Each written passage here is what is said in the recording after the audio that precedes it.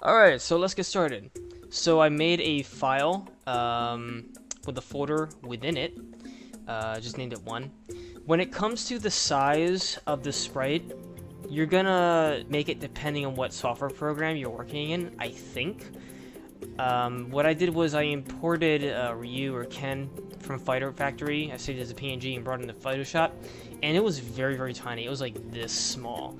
But my Raven and my Alucard, they're about this large. So I don't know why it's doing that. They're the same exact size when you open it in MUGEN. I'm assuming it's because it's just the software program you're working with. So I have two things here. I have Shinoa's sort of post-concept art over here. I brightened it up so I can see her form a little more. And I have her pixel art. Fun fact, she is 9 heads long. She's not 8. So I'll do 9 heads with this one, and I'll do 8 heads with the other character. I'm going to make this as quick as possible. I try to keep these under 10 minutes. There's going to be some speeding up on certain parts, so I'm not really talking. I'm just staying concentrated on the work. One thing I'm also going to do, I'm not going to go off of this sprite specifically. I'm going to use it to help, but I'm not married to it. The reason why is because I can only see, for the most part, like one side of her body. This is more of a side view than anything. She's got her legs stretched out. If she put it closer together, it's very, very little of this side you can see, which is not really that fitting for a fighting game. And I'm seriously going to bring it down to maybe like 6 capacity. 7, fine.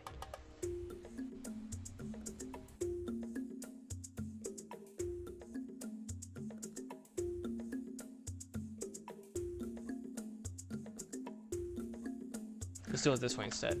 I do this actually quite a bit. I'm gonna make the face its own separate layer. So I did a couple of things, a couple steps. First, I established where the head is going to be. And then the next step of the process is I made the neck, and then I made the torso. The torso is done in kind of like 3 steps, 4 steps really. So I established where the neck is going to hit the shoulders, or the angle. Then I established the arc of how much she's arcing her back with the chest. And then I brought down the mid-spine to the hips, and I kind of established where their hips are going to go.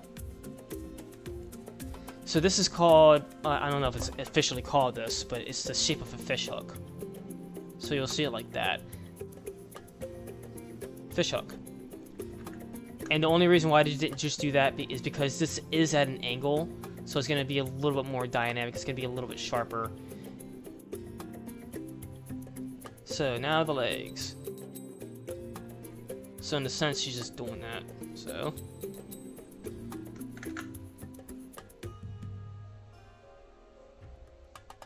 Okay, and this is, she's got her weight on this leg, and I know that because if you're leaning on one leg, that's going to be straight. This is going to be the one that's kind of like doing it more, it's more relaxed.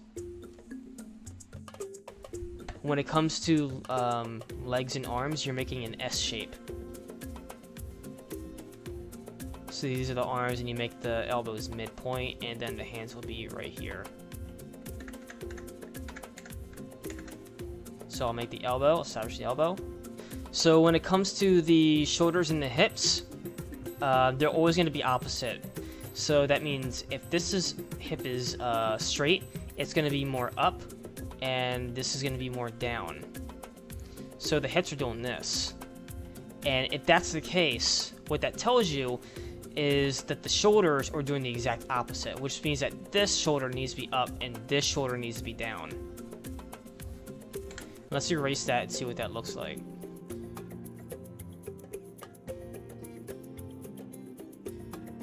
Alright, then I'm going to bring the arms down.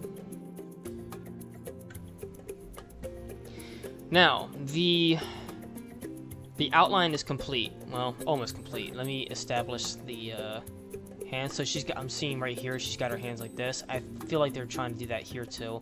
It's hard to do that with pixels. So hands are going to be about mid upper thigh. Her knees are about, her knees are gonna be midpoint, so her knees are like here. And remember, don't forget your perspective when you're establishing the knees. Elbows are gonna be here, midway, same thing. And now the hands.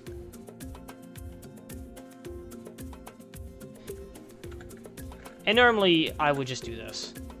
I would just establish where the hand's gonna be, and then I will put it in later. I'm just gonna do it right now because so the hand's gonna do this.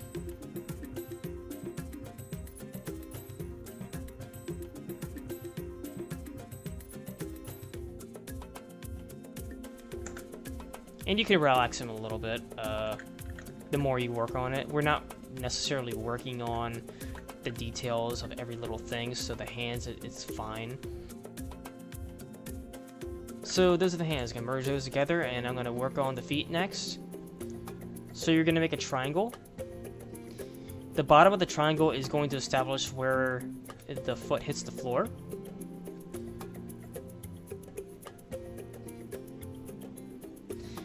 After that, you're gonna do what's called foreshortening into the rest of your body.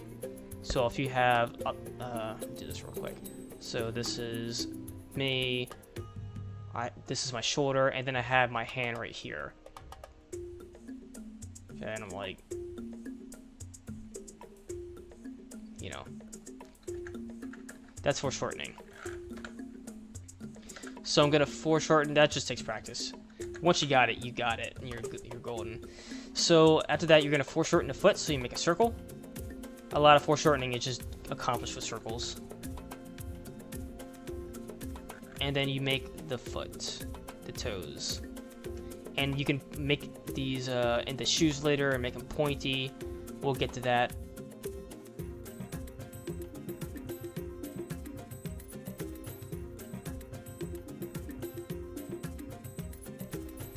Whenever you make the muscles, you want to wrap the muscles all around the body. So a lot of people will do this. They'll try, this is suicide to your drawing, to your art. They'll work from the outside. They'll do this.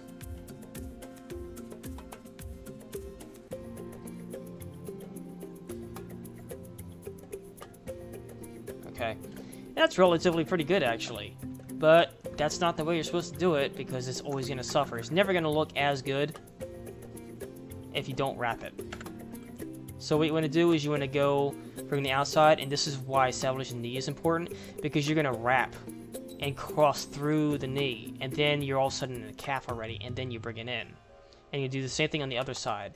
You're going to work on the inner thigh, cross through the knee, bring it out to the other side of the calf, and then bring it in. Let's do the other one.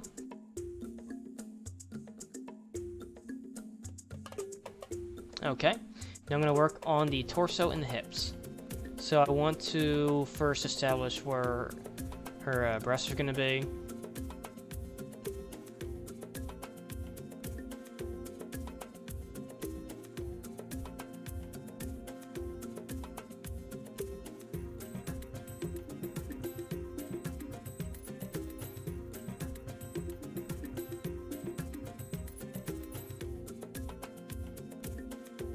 And I kind of want this leg bent back a little bit.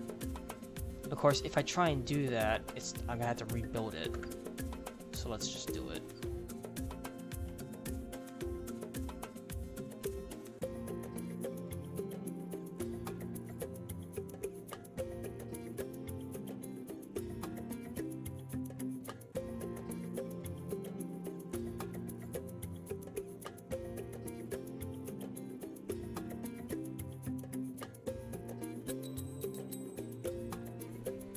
Alright, and now I'm going to work on the arms.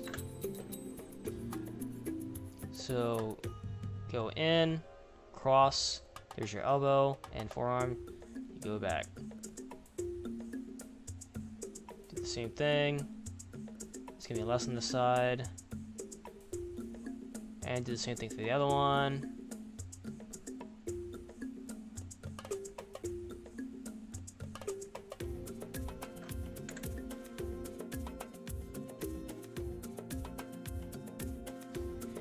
I kind of don't like this leg right here. It's a little wobbly.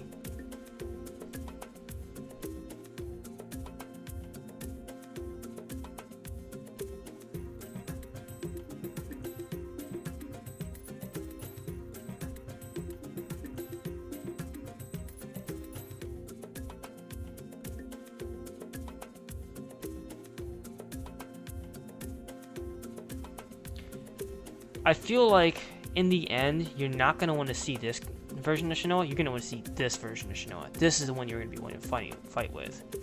So we'd have to really work on this character and just take every single sprite and maximize it up to fit her, or maximize her to fit down.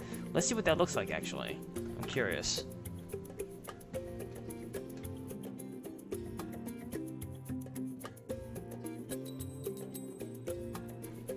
Alright, so actually these legs look more attuned to this now. So I think we're right. There is a bit of usage in her legs. You see, like, it has definition, it has volume. So I want to push that, and it doesn't take much. In her case, it just has to be there. Especially, so when you see Shinoa standing, let's say she was all finished, she's all done. I still need to work on this leg a little bit. It's her foot. This is the animation you're going to see more than anything. That and the walk and run animation. The other sprites, they still matter a lot, but not as much as this does. So this has to be perfect. It has to be the most perfect you're going to do.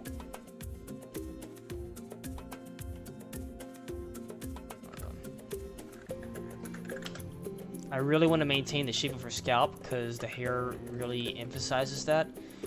And then I'll let it tangle and dart and do whatever gets all kind of jagged almost with the wind and everything.